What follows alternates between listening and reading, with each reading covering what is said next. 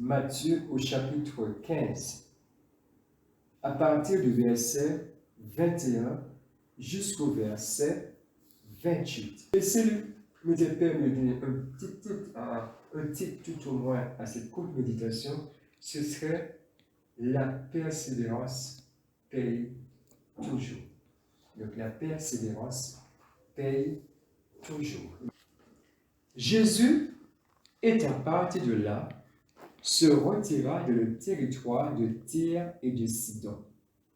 Et voici une femme cananéenne qui venait de cette contrée lui cria « Aie pitié de moi, Seigneur, fils de David.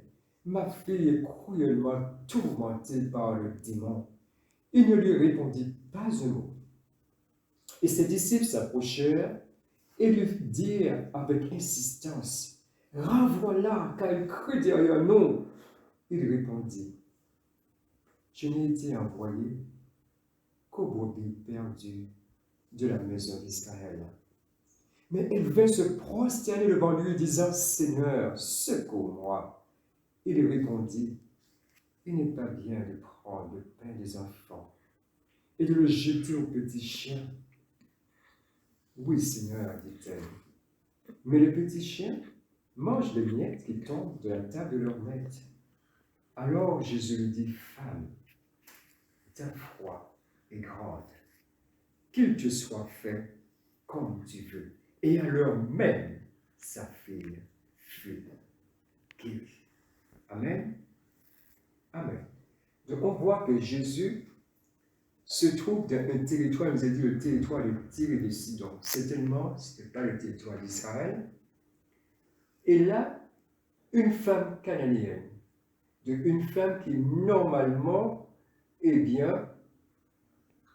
n'était pas, selon ce que dit Jésus, ne devait pas recevoir cette bénédiction, puisque Jésus lui-même va lui dire « Je n'ai été envoyé qu'aux brebis perdues de la maison d'Israël. » Mais cette femme, certainement, elle avait entendu parler du maître. Peut-être, certainement, elle n'était pas comme les disciples qui, jour après jour, étaient en présence de Jésus, mais elle avait entendu parler et les miracles ne peuvent pas rester. Ce que le Seigneur accomplissait ne restait pas seulement sur le territoire d'Israël, mais des autres personnes avaient la connaissance de ce qu'il faisait. Cela nous rappelle un peu de Salomon, qui était bien présent. Salomon, certainement, n'était pas un grand voyageur, mais un roi établi en Israël. Mais sa sagesse, sa renommée dépassait le cadre, le territoire d'Israël. Et bien au loin, les rois des autres nations avaient la connaissance d'un roi extrêmement sage, le roi Salomon. Et nous connaissons tous l'histoire aussi de cette reine qui a fait ce grand parcours pour venir entendre la sagesse de Salomon. Donc on voit que la renommée dépasse le territoire. C'était ainsi pour Jésus. Ce qu'il accomplissait, déjà, personne n'avait vu de tels miracles. Comment les morts ressuscitaient, et cela parvint aux oreilles de cette femme cananéenne, de cette femme païenne. On peut nous identifier, nous, le reste du monde, un peu à cette femme. Nous étions loin. Quand Jésus est venu, on n'avait même pas de droit de cité en Israël. On ne connaissait même pas le vrai Dieu, mais nous avions tout au moins les ancêtres avaient une multitude d'autres dieux. Nous étions loin des promesses de Dieu. Jésus va le rappeler à cette femme pour lui dire « Je n'ai été envoyé qu'aux brebis perdues de la maison d'Israël. » Mais cette femme, elle était persévérante et s'est accrochée à son seul espoir, Jésus. Elle savait que si le Seigneur ne lui répondait pas, sa fille serait perdue. Donc elle va donner toute son énergie et va le mettre pour que Jésus fasse un miracle pour sa fille. Et on voit que ce n'était pas gagné d'avance, parce que il y avait des disciples qui entouraient le maître. Et dès que quelque chose de dérangeait, eh bien, c'était prêt à chasser. Et cette femme, elle a crié de toutes ses trucs, de toutes ses forces, et dit, Seigneur, secours-moi, aie pitié de moi, Seigneur, fils de David. Aie pitié de moi, Seigneur, il y a seulement toi qui peux faire quelque chose pour ma fille. C'est vrai, j'ai vu peut-être beaucoup de gens, mais là, c'est pas possible. Mais il n'y a que toi, Seigneur. Et ceci me rappelle ce chant qui dit, il n'y a que toi, Jésus. Il n'y a que toi, Seigneur. Et on pourrait se dire, mais le Seigneur est-il insensé? Cette femme qui est en train de crier de toutes ses tripes, de toutes ses forces, le Seigneur, n'entend-il pas? Mais Dieu suivait, mais Jésus suivait. Jésus voyait, était en train de voir jusqu'où cette femme était prête à aller dans sa démarche de foi. Jusqu'où était-elle? Était-elle prête à franchir tous les obstacles? Déjà, il y avait l'obstacle des disciples qui entouraient le maître, qui entouraient Jésus, qui l'entouraient, comme une garde rapprochée qui entourait. Donc, il y avait déjà ce premier obstacle à franchir. Et ce n'était pas gagné, puisque les disciples même ont dit, Jésus, dis seulement un mot, je vais renvoyer cette femme, parce qu'elle est en train de nous perturber. Mais cette femme ne s'est pas laissée intimider. Renvoie-la, mais elle crie, elle nous agace, elle nous agace. Premier obstacle à franchir.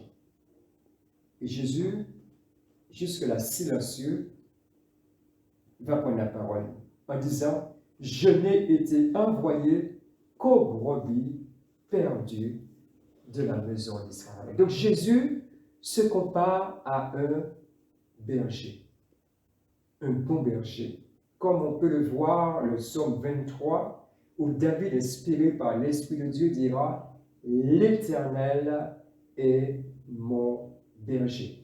Et David, qui avait vraiment, par expérience, avant d'être roi, comme nous le savons, gardait le troupeau de son père, et il savait ce que cela voulait dire, garder un troupeau. Même quand les animaux venaient, les animaux sauvages, eh bien, David défendait, eh bien, son troupeau. Donc, nous voyons que le Seigneur se compare aussi à un berger. Non seulement un petit troupeau, mais il était venu en premier lieu pour, eh bien, ramener les enfants d'Israël. Ramener les enfants d'Israël à la connaissance du seul vrai Dieu. Donc, il était venu pour les brebis perdues de la maison d'Israël, mais cette femme, même en entendant les paroles de Jésus, elle aurait pu partir. Elle aurait pu partir lorsqu'elle a entendu cela. Une manière de dire, eh bien, je n'ai été envoyé qu'aux brebis perdues, mais cette femme, persévérante comme elle était, malgré que le Seigneur a dit ça, elle ne s'est pas laissée décourager. Elle a dit, peut-être, même s'il reste une lueur d'espoir, je suis prêt à saisir cette lueur d'espoir. Je suis prêt, même s'il reste, ne serait-ce qu'un brin, un fil, mais je suis prêt à m'accrocher. Je suis prêt à m'accrocher vraiment à tout. L'important, c'est qu'il faut que ma fille soit guérie. Parce que si Jésus n'intervient pas là aujourd'hui, ma fille est perdue. Il va continuer sa démarche de foi. Elle vint se prosterner devant lui, disant, Seigneur, secours-moi. Et on va voir d'obstacle en obstacle, elle va braver tous les obstacles. Déjà les disciples, la parole du Seigneur lui-même, et deuxième parole très dure, il n'est pas bien de prendre le pain des enfants et de le jeter aux petits chiens. Je crois que cette parole-là, comme si on me disait ça, et je n'allais pas aller plus loin. Je vois que cette parole dure venait de Jésus lui-même. Mais cette femme avait une réponse à tout. On voit qu'à chaque fois, elle avait un point d'attaque. Ok. Il m'a dit au Seigneur, c'est vrai Jésus. Ce que tu dis, c'est vrai. Je sais, tu as été envoyé pour les enfants d'Israël. Je sais que tu es venu sauver les enfants d'Israël. Je sais que toi qui es la parole, eh bien ce pain-là est leur destiné, c'est à eux Dieu. Mais, écoute, il y a une vérité aussi que je vois, que je peux voir tous les jours. Mais même les chiens mangent des miettes. Et c'est une réalité. Il m'a dit de dire, mais même si je n'ai pas droit au pain complet, mais ne serait-ce que des miettes, ça me suffit. Les miettes, ça me suffit parce qu'avec ces miettes-là, je sais que ma fille peut être guérie. Avec ces miettes. Oui, Seigneur, dit-elle au verset 27. Mais le petit chien mange les miettes qui tombent de la table de leur maître. Et alors, la bénédiction arrive. Après tant d'insistance, après avoir bravé la garde rapprochée du Seigneur, les disciples, après avoir bravé les paroles même du Seigneur, elle ne va pas se laisser intimider, elle va continuer. Et la bénédiction finalement va arriver. Alors Jésus dit, femme, ta foi est grande, qu'il te soit fait comme tu veux. Et à l'heure même, sa fille fut guérie. Donc on voit qu'elle a franchi toutes les étapes pour la bénédiction finale. La bénédiction finale. Où il va entendre, ce ne sera plus des paroles dures, où les disciples se sont tus, finalement se rapprochent du maître, et se rapprochent du maître, et on peut, ça nous fait penser aussi à cette femme qui avait cette perte de sang depuis bien longtemps, depuis 12 ans environ. Elle avait tout expérimenté, elle avait été voir les plus grands, peut-être chirurgiens, les plus grands médecins du temps, de l'époque, mais le médecin ne faisait rien du tout. Elle continuait à perdre du sang, elle se vidait de son sang. Et on sait que quand quelqu'un se vide de son sang comme ça, la personne devient pâle, elle devient faible.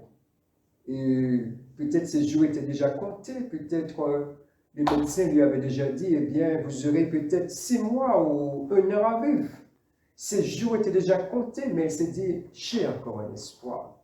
J'entends parler du Maître, j'entends parler de Jésus qui accomplit des miracles, qui guérit, qui ressuscite, qui délivre. Eh bien, j'irai vers lui. Et on sait que, eh bien, en Israël, quand une femme comme ça avait une perte de sang, elle était considérée comme impure.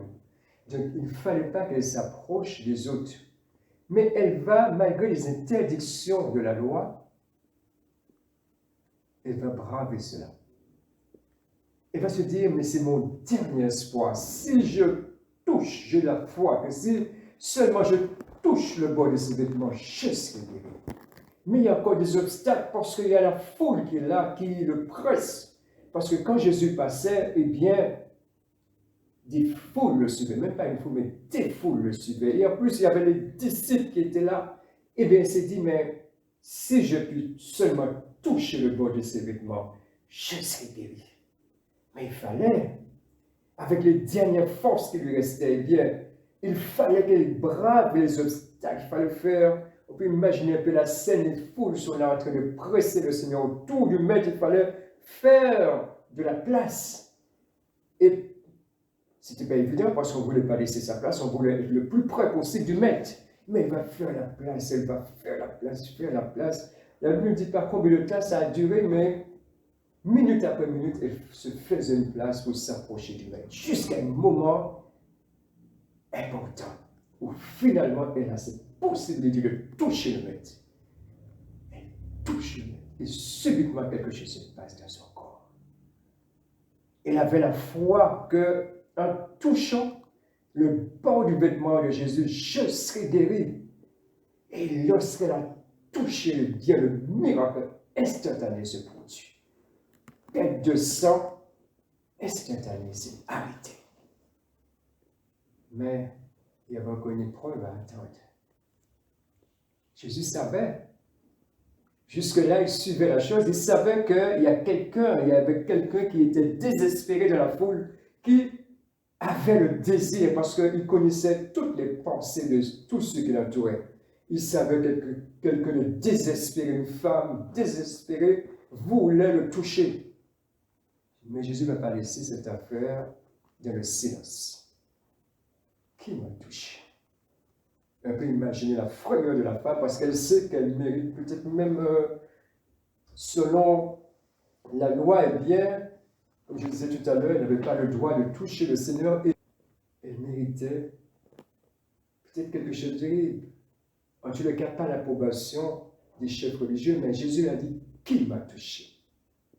Jésus savait ce qui s'était passé parce qu'une force était sortie de lui, parce que la foi, quand on touche le Seigneur avec foi, eh bien, il y a un retour. Il y a vraiment la vie de Dieu qui vient sur celui qui touche le Seigneur. Et le Seigneur a senti qu'une force est sortie de lui. Il a dit, mais qui m'a touché? Les disciples s'est garde rapprochés. Ils ont dit, mais Seigneur, qu'est-ce que... Une manière de dire, mais Seigneur, qu'est-ce que tu dis là? Des foules sont en train de te presser. Nous-mêmes, nous t'entourons. Tu penses qui? Tu te demandes qui t'a touché? Mais Jésus savait ce qu'il disait. Il est vrai que des foules le suivaient, mais peut-être par curiosité. Ils avaient entendu parler des miracles. Ils voulaient voir des miracles, ils voulaient voir toutes ces choses. Mais cette femme, désespérée, eh bien, elle voulait ce contact avec le Seigneur. Elle voulait un renouveau pour elle, parce qu'il n'y avait pas d'espoir pour elle, mais elle voulait un renouveau. Et Jésus a fait la différence.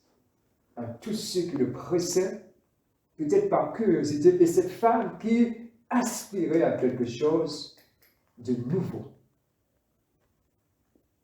Qui m'a touché? Et on peut imaginer cette femme toute tremblante, elle était là, mais ne sachant pas ce qui va lui arriver. Mais finalement, elle ne peut rien cacher au Seigneur. Et finalement, elle se dévoile. Et le Seigneur va nourrir la foi de cette femme. Qui m'a touché? Je crois qu'aujourd'hui, on peut aussi, toutes les circonstances qu'on peut se trouver, parfois on voit qu'il n'y a pas d'espoir, humainement parlant, mais la foi, la persévérance à chercher Dieu, la persévérance, la foi de ces paroles, eh bien, il y a un résultat. On peut toucher Dieu, qu'importe l'endroit où on se trouve, mais par la foi, nous pouvons avoir ce contact avec le Seigneur qui a des solutions à nos difficultés, qui a des solutions à nos problèmes. Et lorsque nous le touchons par la foi, nous touchons de la prière, eh bien, il y a quelque chose, il y a un retour. Parce que Dieu n'est pas limité, il y a un retour. Et ce qui fait la différence, c'est lorsque nous le touchons, pas comme tous ceux qui le suivaient par curiosité, mais lorsque nous le touchons par la foi. Lorsque nous voyons qu'il n'y a pas de solution humainement parlant, il n'y a pas de solution à droite, à gauche, il n'y a pas de solution par-ci, par-là, mais lorsque nous disons Jésus, tu es la solution, nous touchons, il y a quelque chose à retour qui va se passer. Il va se passer parce que Jésus est toujours le même Dieu qui guérit, le même Dieu qui apporte des solutions réelles à ceux qui se confient en lui. Des solutions sûres, parce qu'il est le même, hier, aujourd'hui et éternellement. Et c'est pour cela que notre Dieu nous invite vraiment, dans le temps que nous parvenons, il ne nous a pas promis des temps plus faciles, mais il nous a dit qu'il sera avec nous tous les jours, jusqu'à la consommation des siècles.